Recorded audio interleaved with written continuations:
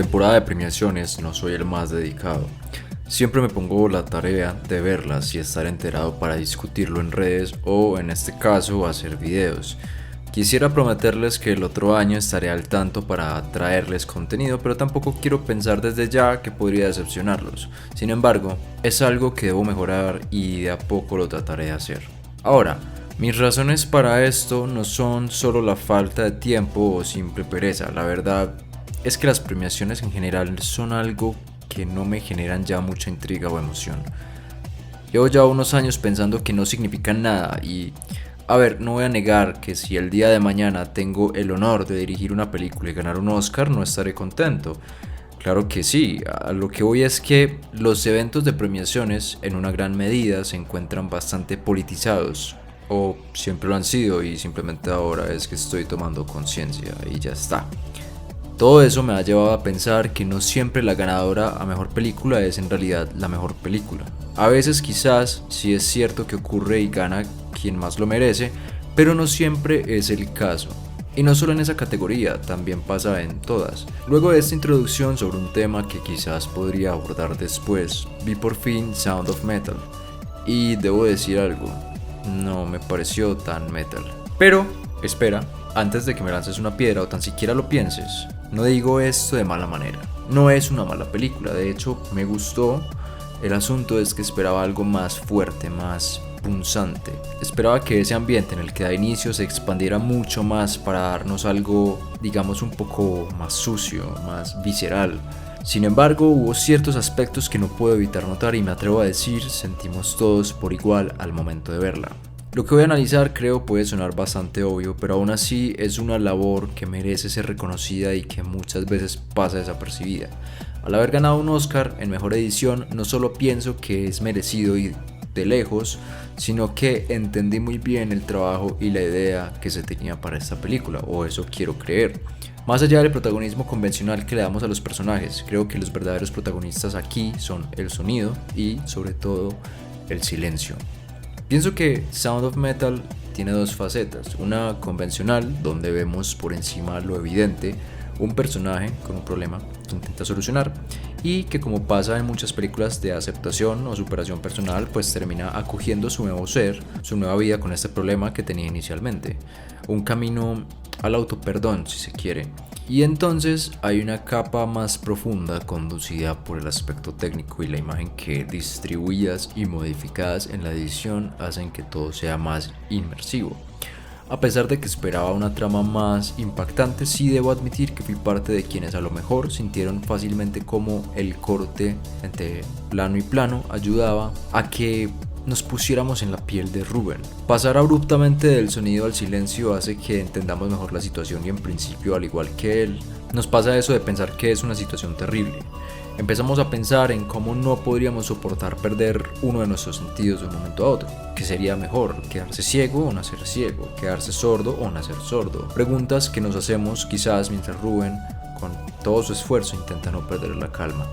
En medio de su viaje personal, entonces, caminando también en sus zapatos, la película consigue algo que pasa quizás desapercibido por nosotros: sentir calma. Nos acostumbramos al silencio, a la sordera de Rubén. Empezamos a apreciar un poco más los planos pausados, las conversaciones de señas, los ejercicios de aceptación y socialización y, de una u otra forma, terminamos siendo cómplices de ese viaje. Lo entendemos. Los cortes comienzan a dejar de ser tan abruptos y todo se siente más armonioso. La edición es un arte maravilloso que, entre más sutil e imperceptible, más hermoso es. A partir de esto, la audiencia ya es parte de Rubén y ambos caminamos de la mano. El viaje continúa. Es casi que necesario resaltar el esfuerzo conjunto de esos elementos técnicos. Realmente creo que podría resumir Sound of Metal en una película que habla únicamente lo justo y necesario. Quizás por la temática, sí, pero también es cierto que la imagen y la edición van muy de la mano para fortalecer el storytelling que pretende comunicar. Es decir, pensemos en la ruptura entre él y Lou, por ejemplo, que se da de una forma corta y sencilla. No tenemos la necesidad de recibir mucha información salvo la ansiedad que este despierta en ella y cómo él la nota. Cómo ve que su presencia provoca que se altere y así entiende que es suficiente, que no se necesita más. Ya en este punto Rubén ha vuelto a escuchar, se sometió a la cirugía luego de haberse endeudado empeñando sus cosas, su casa. Hay algo fantástico en este tramo de la historia y es que al momento en que se activan sus audífonos esperamos que sea una maravilla, esperamos que sea un alivio, pero pasa todo lo contrario. No sé cómo es la experiencia de someterse a esa cirugía y qué tan precisa sea su representación, voy a asumir que es bastante, pero se siente horrible. El sonido ya no es placentero, se vuelve difícil de soportar.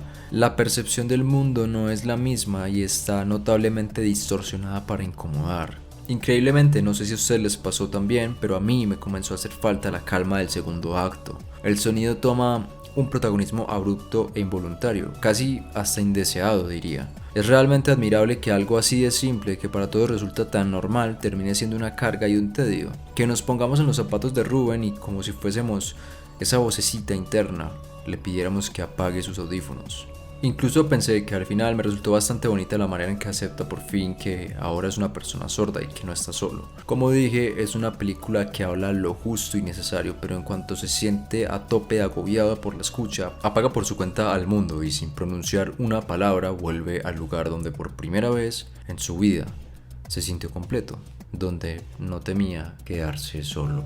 Me parece bastante interesante la manera en que Sound of Metal entonces deja a un lado los protagonistas convencionales y simplemente toma dos elementos que para los seres humanos resulta a veces imperceptible, como el sonido y el silencio. Y creo que es una forma bastante inteligente a través de la edición darles ese protagonismo, darles esa importancia a través de algo tan esencial para alguien como un baterista como es su escucha.